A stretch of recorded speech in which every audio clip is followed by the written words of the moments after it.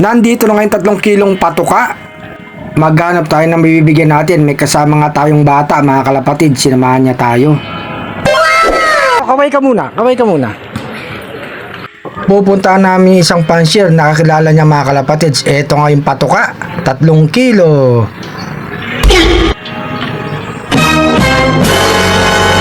May nakita nga tayong lop dito, mga kalapatid. Ayan yung mga ibon, no?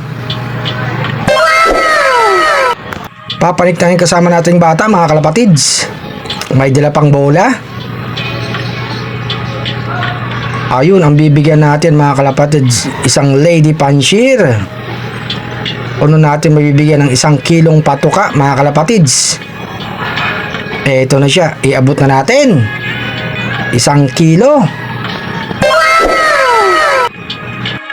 O, kaway ka muna uli, kaway ka muna. Yun. Ano pangalan mo? Lakad na naman kami dito, mga kalapatid. Sasamahan niya daw ako sa may K6. Merong isang pansier din dito.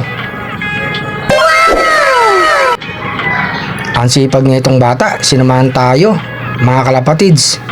Eto nga, may hagdan dito pababa.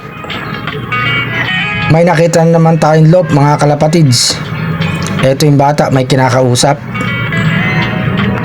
Eto, iabot na natin sa pansier yung patuka.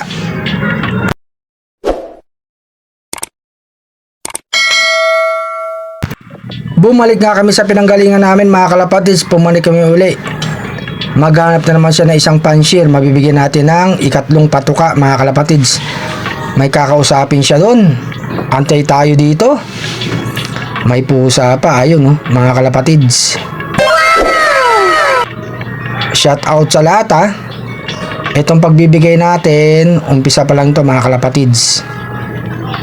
Marami pa tayong mabibigyan ng patuka para sa inyo yan, mga kalapatids.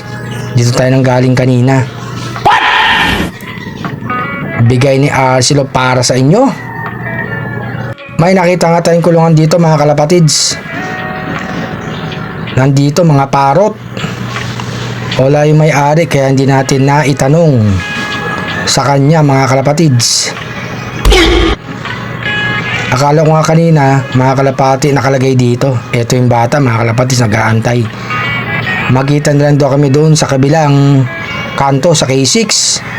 Magtatanong na naman siya kasi nga pinuntahan niya, wala pala dyan, mga kalapatids. No.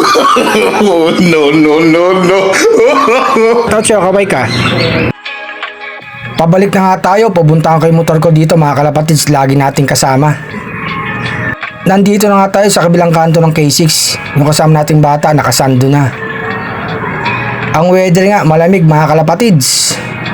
Sarap matulog. Pinuntahan niya naman yung isang pansier doon, kakausapin niya. Eto nga, paalis na nga rin tayo kasi nga pupunta pala kami ng palengke ng aking asawa. Kaya itong patuka, iabot ko na lang sa kanya, mga kalapatids. Ayan na, parating na si Sir. Bibigyan natin ng patuka. Inabot na nga ng bata, mga kalapatids. 3 kilo nga na ibigay na natin. Salamat sa batang sumama sa atin. Ito pang merienda. O, kaway muna, kaway.